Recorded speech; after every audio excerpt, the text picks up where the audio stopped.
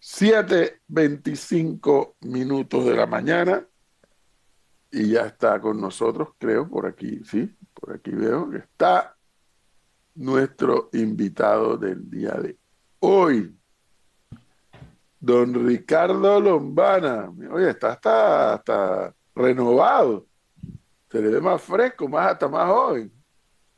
La inyección del ímpetu.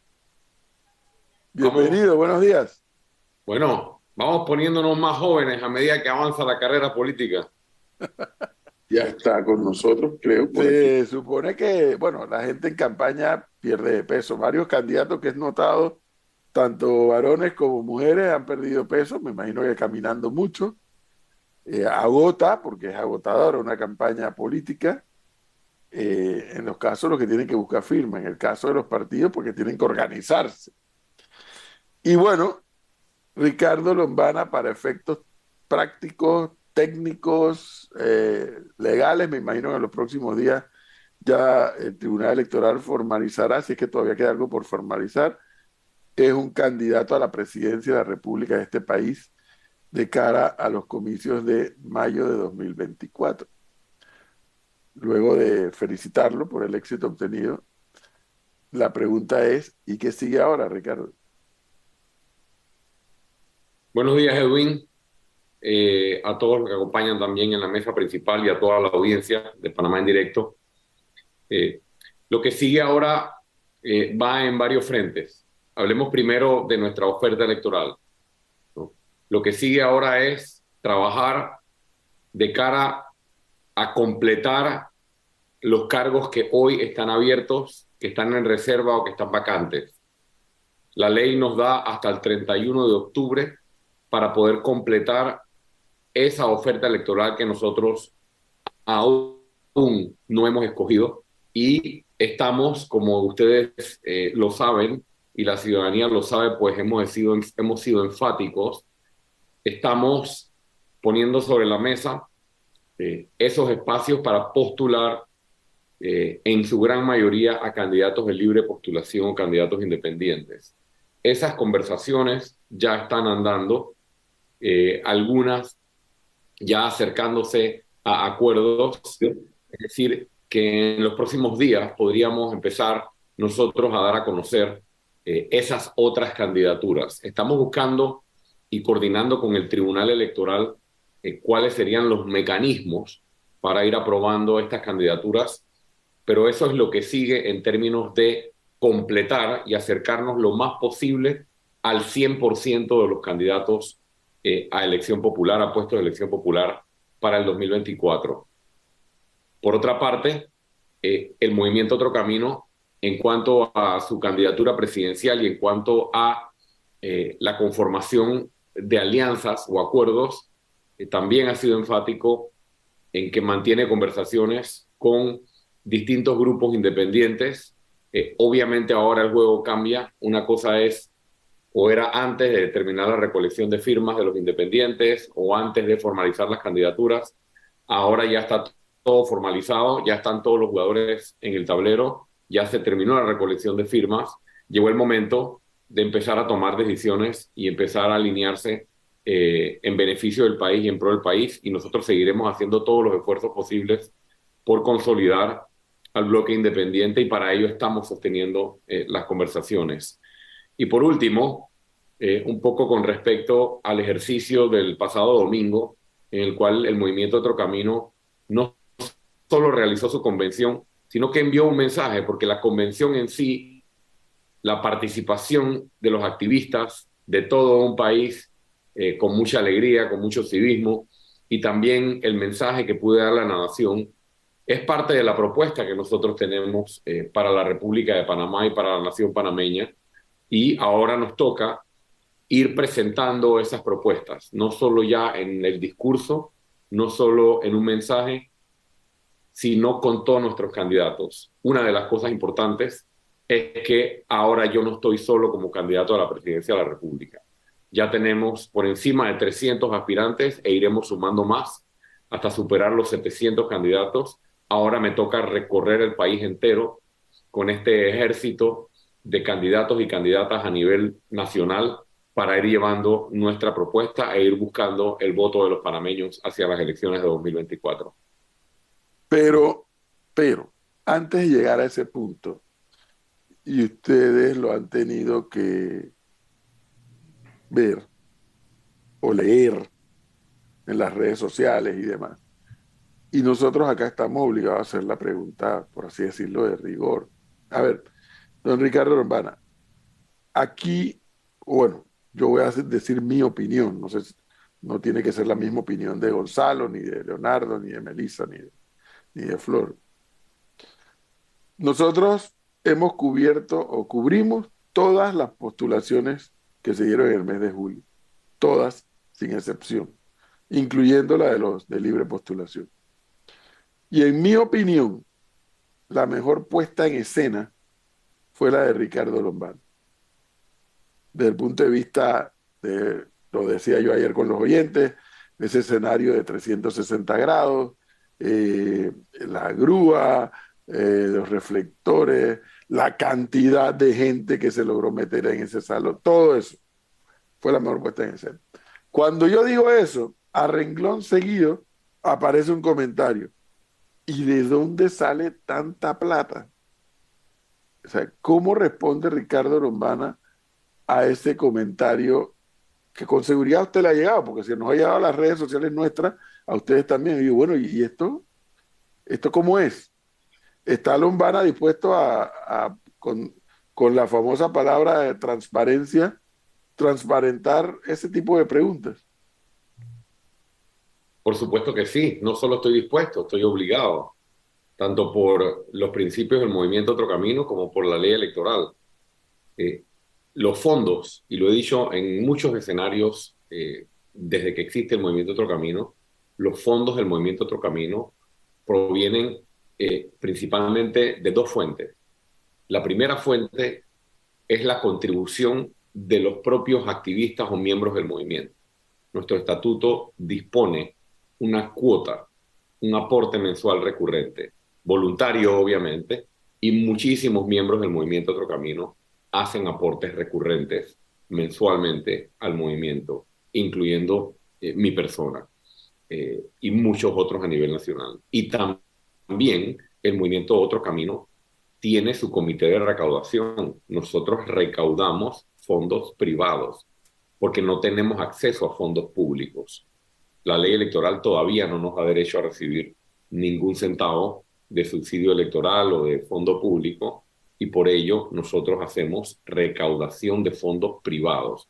Nosotros hacemos, por ejemplo, desayunos mensualmente. Y en esos desayunos recaudamos fondos, presentamos nuestra propuesta, invitamos a distintas personas y la gente aporta a su criterio una suma de dinero y esas sumas de dinero que se aportan evidentemente están bajo las reglas del movimiento Otro Camino. Tenemos nuestras reglas que se mantienen iguales o intactas desde la candidatura de libre postulación en las elecciones anteriores. Ahora nos toca elaborar el informe de gastos que exige el Tribunal Electoral y entregarlo al Tribunal Electoral para lo que considere conveniente y también para aplicar y cumplir con la ley electoral bien a las campañas y asegurarse que hemos cumplido con la ley electoral tal como lo exige pues el Código Electoral y las leyes de la República de ¿Eso Panamá. qué significa? Que Lombana estará, bueno, como dijo él mismo, está obligado a tener su listado de donantes y cuánto donó fulanito y menganito y etcétera. ¿A eso se refiere?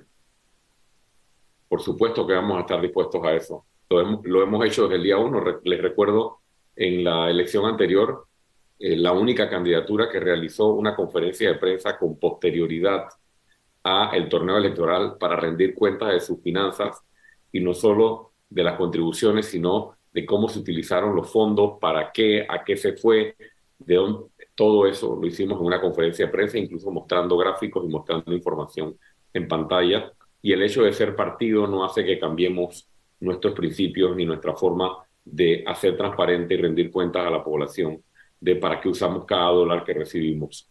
Lo que sí es que tenemos una forma de hacer recaudación que se centra en tener muchos donantes pequeños en lugar de tener 3, 4, 5 grandes chequeras que muchas veces son o es la forma en que se compromete, ¿no? A las estructuras políticas o a los candidatos. Existen muchas personas, muchos empresarios, muchas personas independientes apoyando al movimiento Otro Camino y que yo les agradezco a través de esta pantalla, a través de esta oportunidad que me dan, el apoyo que dan por convicción, por convicción porque saben que en el caso del movimiento Otro Camino, cada vez que se da una contribución, es una contribución por convicción y no una compra de un contrato, de una concesión o de un favor político. Ricardo, buenos días. En el análisis político y entre las personas que han, luego de ver la convención presidencial de Otro Camino Panamá, hacen comentarios y demás, yo he escuchado mucho el tema de que gran evento el de Lombana, demostró infraestructura, demostró unión, demostró el partido político, pero muchos de ellos dicen Lombana sin alianza no llega, no podría llegar a la presidencia de la República. ¿Cuál es su análisis a esta hora de la mañana luego de su convención presidencial? Te cortó un momentito cuando al final muchos dicen que, perdón. Nos dicen que Lombana, sin alianza, no podría llegar a la presidencia de la República. ¿Cuál es su análisis luego de la convención presidencial a esta hora de la mañana? Bueno, siempre he dicho que estoy de acuerdo con ese planteamiento. Y yo cuando irrumpí en el escenario electoral panameño, desde que entré por la puerta y me metí al escenario electoral, mi accionar ha sido disruptivo, ha sido cuestionando lo mismo de siempre. Y eso también aplica a mi concepción de las alianzas. Si yo saqué 370.000 votos en la elección pasada sin ninguna alianza, eh, yo tengo suficientes razones para pensar que tenemos una gran oportunidad de ganar las elecciones si logramos la alianza con el bloque independiente. El voto independiente en las elecciones de 2024 va a ser un voto, un porcentaje muy, pero muy importante. Y es por eso que insisto en la unificación del bloque independiente. No estoy a favor de la concepción de las alianzas tal y cual están concebidas en la política tradicional panameña. Y yo sé que una cosa es el efecto práctico de sumar para ganar, y eso yo lo entiendo, pero si yo reviso la historia, aquí es donde viene nuestro punto, si uno revisa la historia y uno ve cuáles han sido los resultados para el país de las alianzas para ganar, y ahí está, Varela y Martinelli se aliaron para ganar. Miren todo el daño que le han causado al país. Y así tú vas sumando las alianzas para ganar, para que no gane este, para que no gane el PRD. No creo en ese tipo de alianza de ábaco o de calculadora. Por eso nuestro planteamiento ha sido firme. Alianzas con el bloque independiente. Y con respecto a los partidos políticos tradicionales, también hemos sido claros y en el discurso en la convención fuimos claros. Si ellos se mostraran coherentes frente a la población y acompañaran con acciones su discurso, creo que habría espacio para conversar. Pero mientras nosotros no veamos que hay coherencia entre su accionar y su discurso, hay que dudar y desconfiar seriamente de su convicción y de sus voluntades. Todavía Pero, falta bastante, todavía pero si falta eso es bastante. así, Ricardo, pero si eso es así, si así fuera, pues, y yo coincido con el argumento para llegar a la pregunta que hizo Leonardo, yo no conozco ninguna elección que se gane restando. Las elecciones se ganan sumando. Entendiendo o tratando de entender el argumento del tradicionalismo político, que en eso es lo que se resume el cuestionamiento que hace Lombana a los partidos políticos. La otra manera o el otro mecanismo, porque se gana es con votos, los votos entran a través de los partidos, sería entonces articulando una estrategia de campaña tan fuerte y con una serie de ejes temáticos tan fuertes que haga que el electorado, incluso ese electorado que está inscrito en partidos, termine volteando sus reflectores hacia una propuesta como la de Lombana. O sea, ¿creen ustedes que podrán y tendrán el tiempo, ya no solo solamente para recorrer el país, que eso es de rigor, sino para articular una propuesta lo suficientemente fuerte como para atraer a ese electorado? Pensamos que sí, y en eso hemos estado trabajando. No solo ahora, Edwin, por 6 años.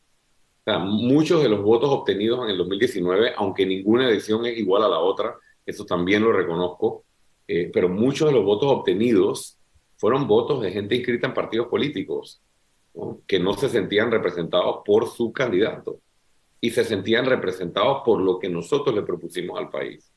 Es más, ustedes sabrán, ustedes que analizan la política, ustedes sabrán que hubo muchas personas, porque a mí me lo han dicho muchísimas personas, que se inclinaban por mi candidatura, estaban de acuerdo con mis planteamientos, se identificaban más con mi candidatura, mis planteamientos, que con sus candidatos de sus partidos u otros candidatos, pero por el hecho de no tener estructura y no tener candidatos a otros cargos, no votaron por mí. Ahí hay un caudal político enorme. Estamos hablando allí de miles y miles y miles de personas que ahora, y por eso la propuesta del día domingo, aquí está Lombana con la misma propuesta, mucho más amplia, mucho más complementada, ahora sí con la estructura, ahora sí con candidatos a todos los cargos de elección popular y con más experiencia. Entonces, va en la línea de lo que plantea Edwin. Es el único camino que nosotros tenemos. Si nosotros hacemos un acuerdo con la política tradicional, igual a los acuerdos que se han hecho detrás de cada elección, e incluso mira lo que te voy a decir, llegando al gobierno, pero amarrado por los mismos pactos, no va a haber ninguna posibilidad de transformación. Y lo único que vamos a lograr es ser un cuadro pegado en la pared de la galería de presidentes fallidos, como hemos tenido. Varela ganó con Alianza. ¿Qué pasó con ese gobierno? ¿Dónde está Varela hoy? ¿Dónde está esa gestión? Cortizo ganó con Alianza. ¿Dónde está la gestión? O sea, Martín, igual, o sea, no funcionan las alianzas para garantizarse negocios para un grupo y darle la espalda a la población.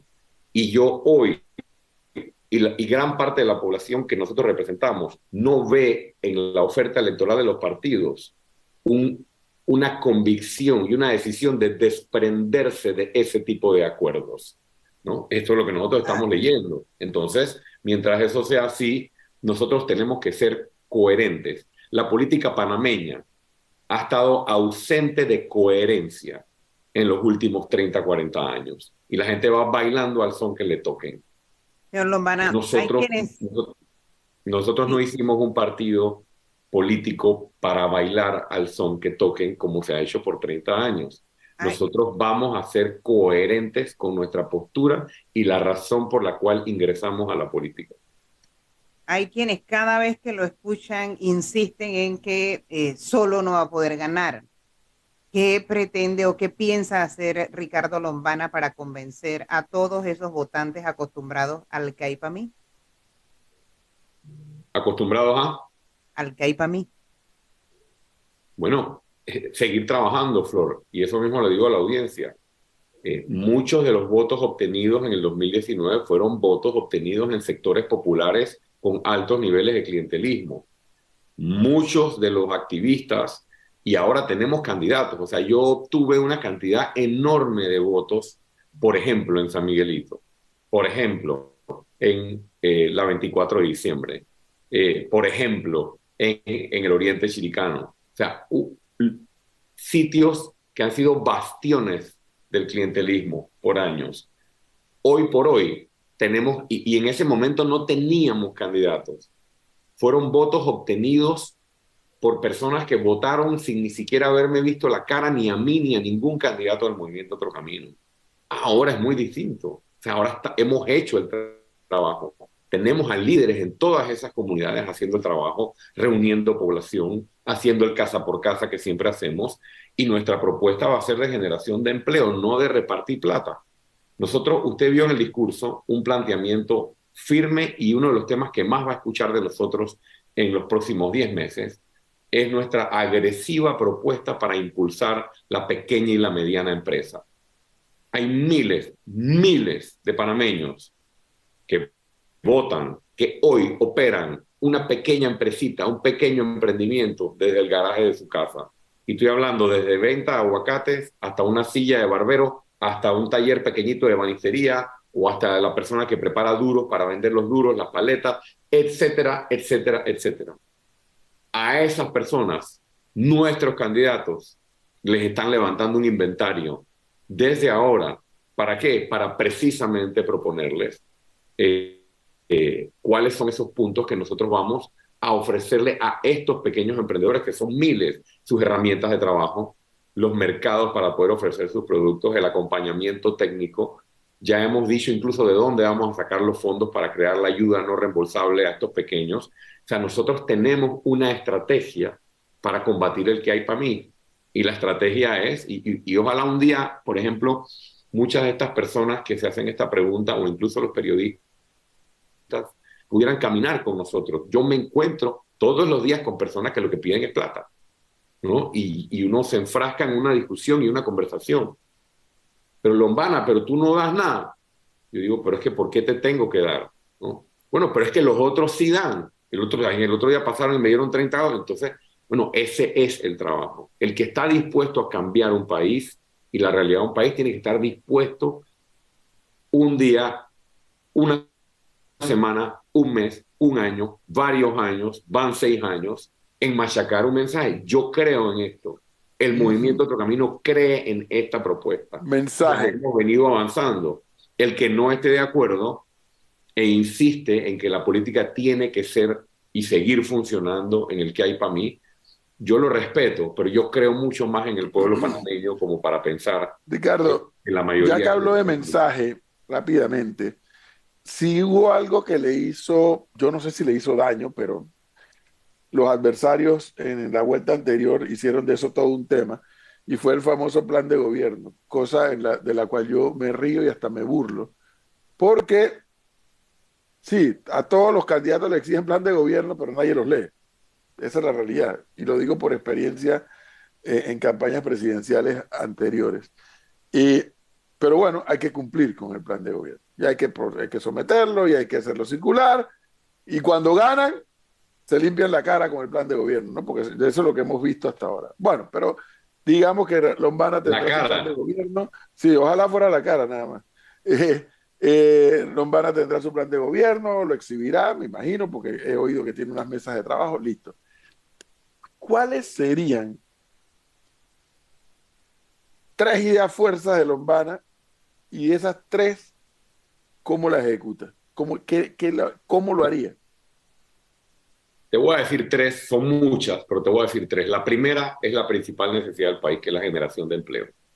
Y ya adelanté parte de la propuesta. Estamos levantando un inventario de pequeños empresarios, micro y pequeños empresarios en todo el país. El inventario es grande, la cantidad es alta. Esos empresarios requieren de fondos, de capital, de ayuda y de apoyo. Se van a crear 2 programas. El Fondo de Ayuda No Reembolsable, que se va a crear precisamente con el recorte de gastos innecesarios o de gastos superfluos, e incluso con financiamientos. Nos hemos acercado a instituciones financieras internacionales para presentarles este proyecto, y para esto sí están dispuestas a poner fondos. Y por otro lado, el programa de microcréditos y préstamos, tanto con la banca pública como con la banca privada, con la que también hemos estado conversando y llevando adelante conversaciones para la implementación de este programa. Con estos fondos se impulsa al pequeño empresario ¿a qué? A poder emprender y mantener su negocio.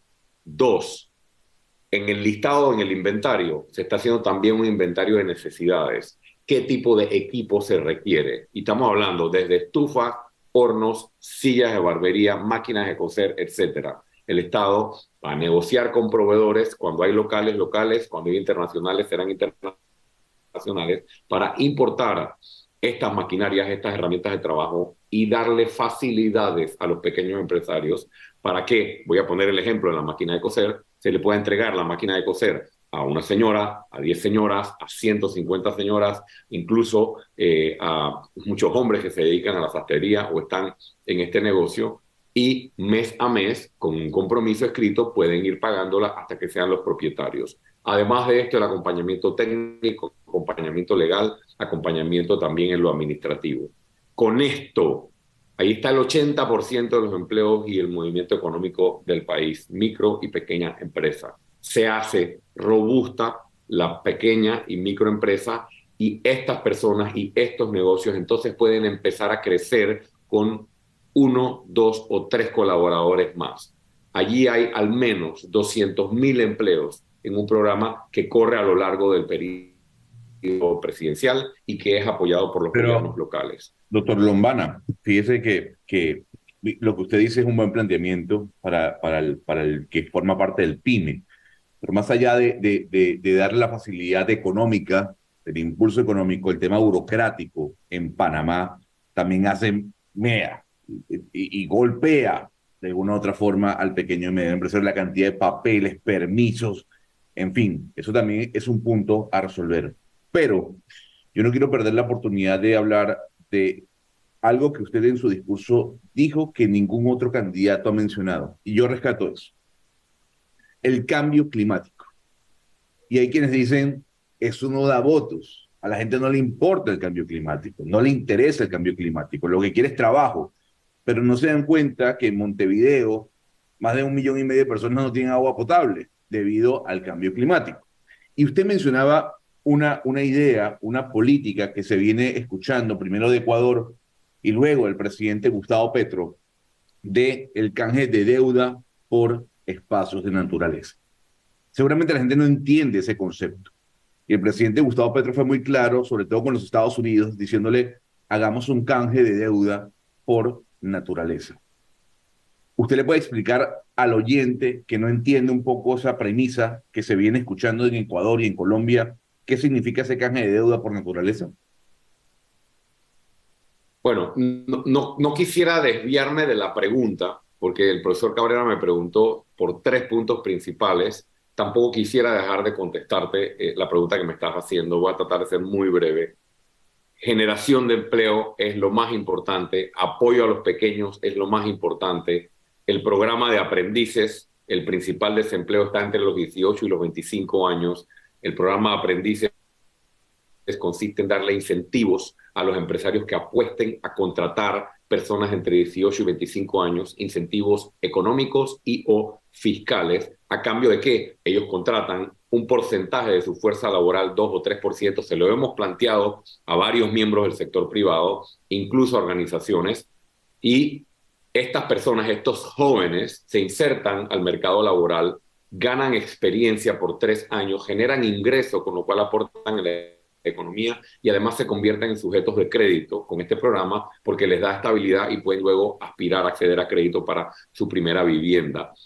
Además de eso, cosas concretas, sin ampliar mucho, acceso a medicamentos. Hemos dicho consistentemente, vamos a llegar a gobierno y vamos a hacer uso de los mecanismos de compra conjunta y los mecanismos como el Comisca y otros mecanismos que han utilizado países de la región para abastecerse casi al 100% en los cuadros básicos de medicamentos y con ello abastecer la caja de seguro social de medicamentos, que es la principal solución para el problema.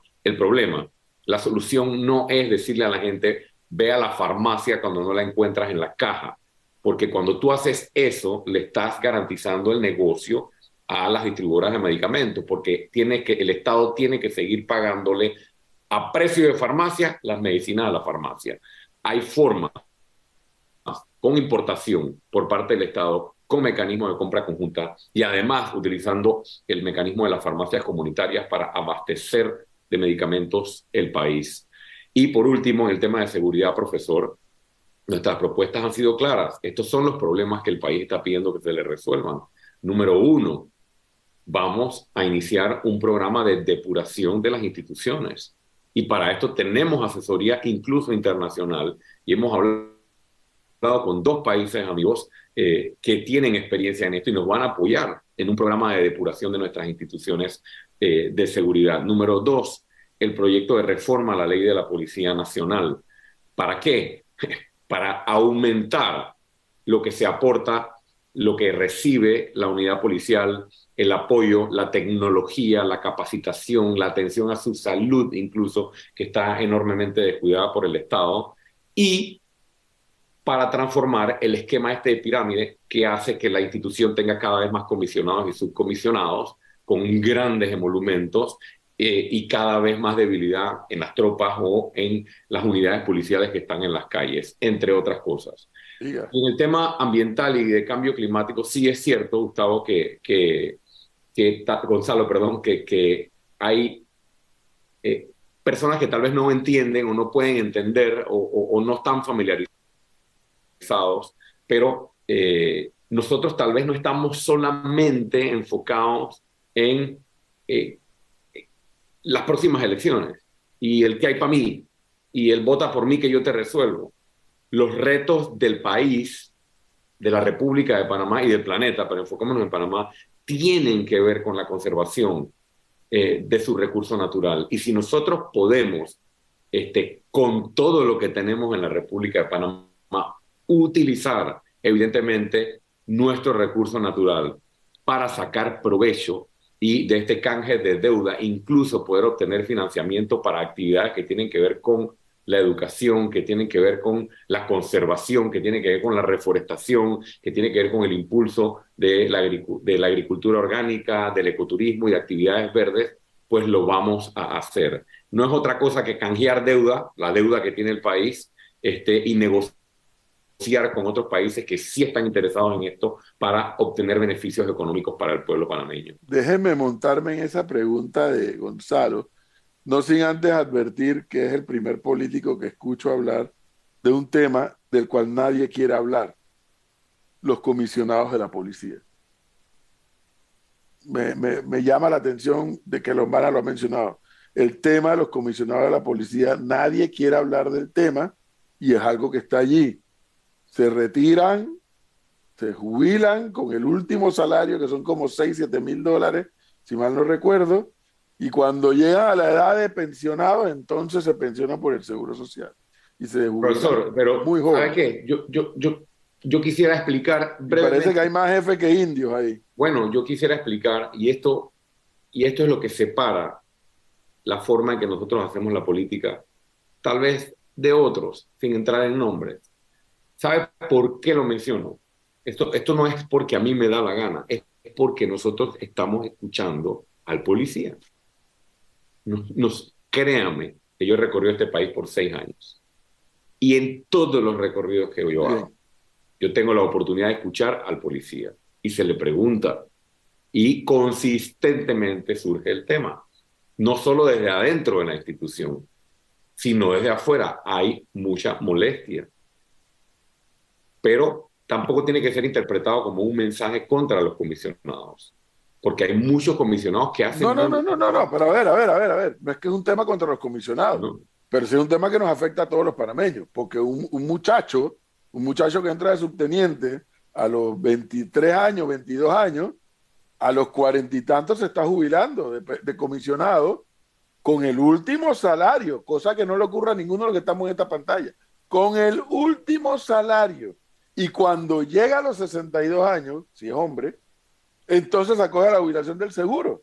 Eso no le ocurre a ninguno de los que estamos aquí. Y es un tema del cual no se está hablando. Esos son privilegios, beneficios que han ido obteniendo a lo largo de los años. Que lo han ido obteniendo, don Ricardo Lombana, y yo lo voy a decir, con una excusa de los presidentes de turno de tener a los policías tranquilitos y que no empiecen el golpe de Estado. Eso no puede ser.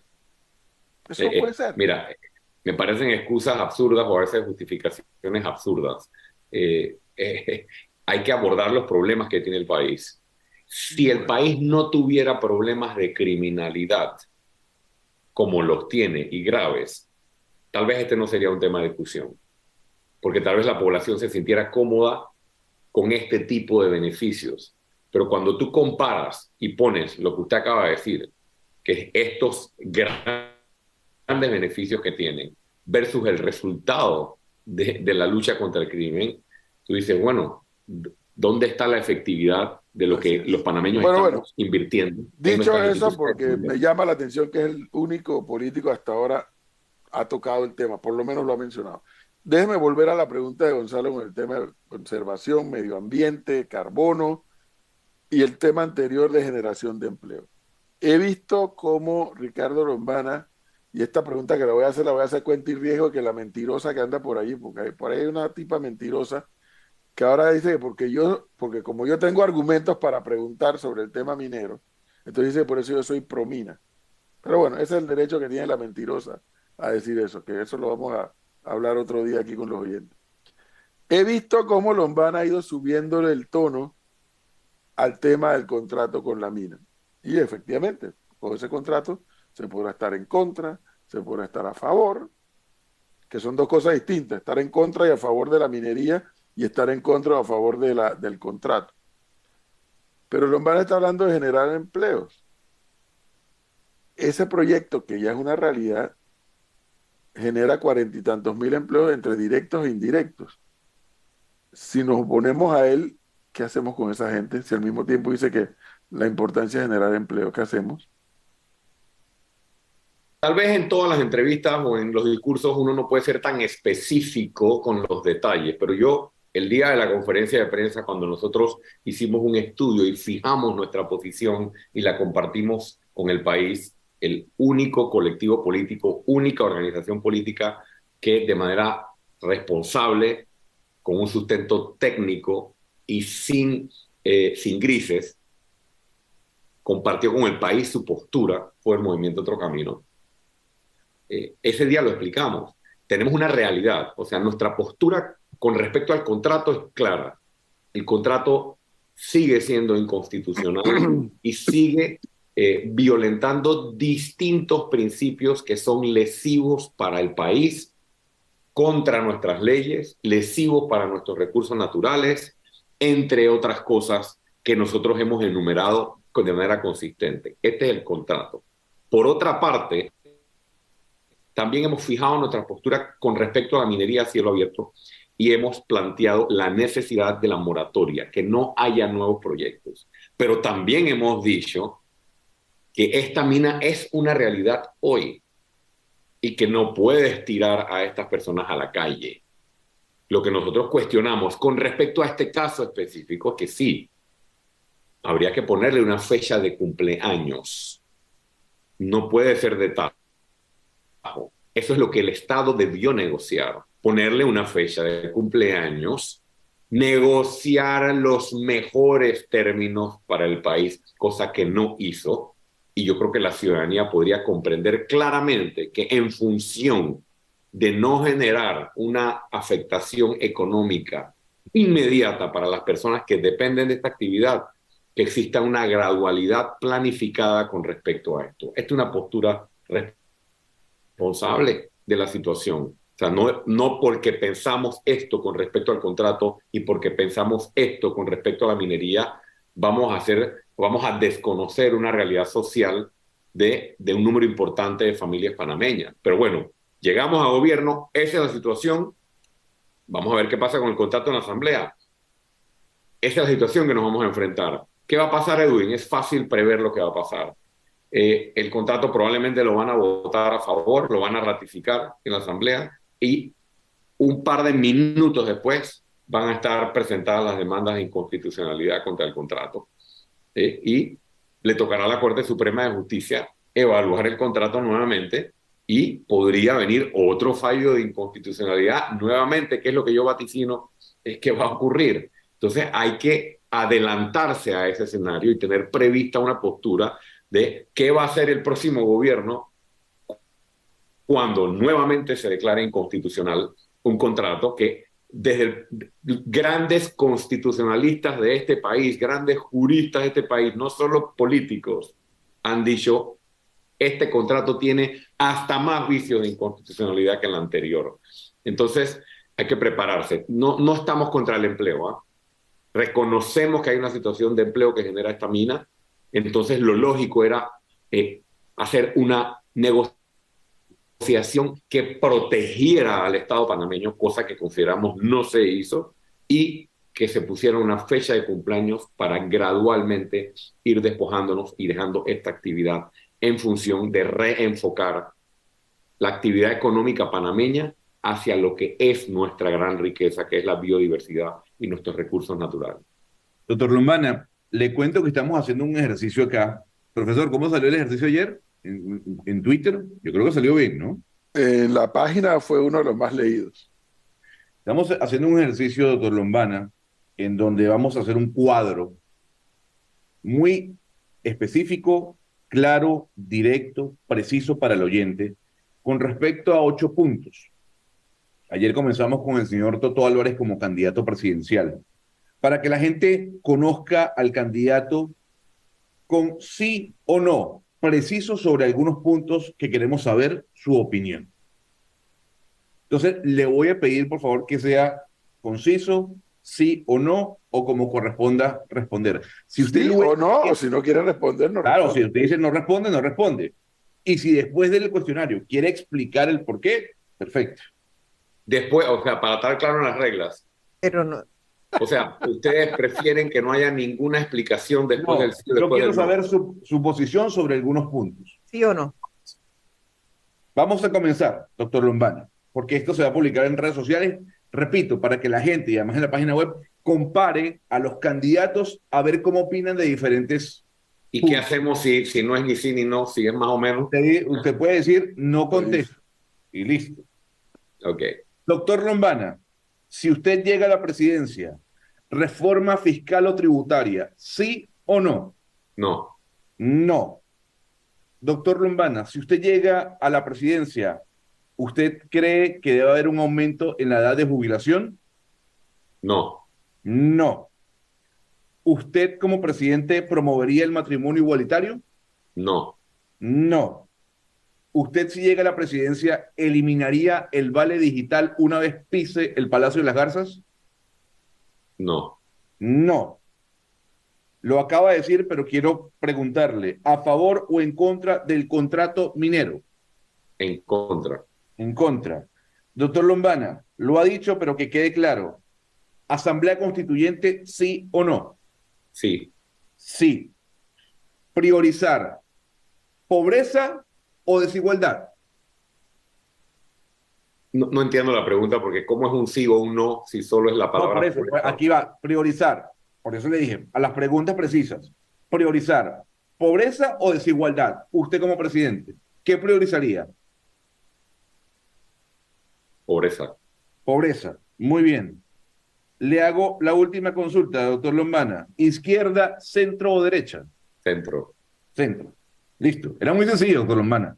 Muy sencillo. Me dijiste que después del cuestionario, mira que respeté lo del sí o no, uno podía dar una explicación. Wow. Sí, adelante. Quiero dar una explicación sobre el vale digital porque me parece que la pregunta está diseñada de manera muy cerrada. Porque la pregunta es, ¿eliminarías el vale digital sentándote en la silla? O sea, Sí. ahí obviamente creo que todos van a decir que no, porque obviamente hay que llegar, hay que evaluar la situación de las finanzas públicas, hay que evaluar la situación económica del momento que vive el país y el vale digital no puede ser para siempre, eso lo sabemos, ¿no? Y en algún momento hay que eliminar el vale digital en la medida en que se va reactivando el empleo con los programas que tenemos. Pero la pregunta es muy cerrada cuando dices sentándose en la silla, con esa coletilla, todos te van a decir que no. Lo que pasa es que, doctor Lombana, el vale digital no debe ser permanente.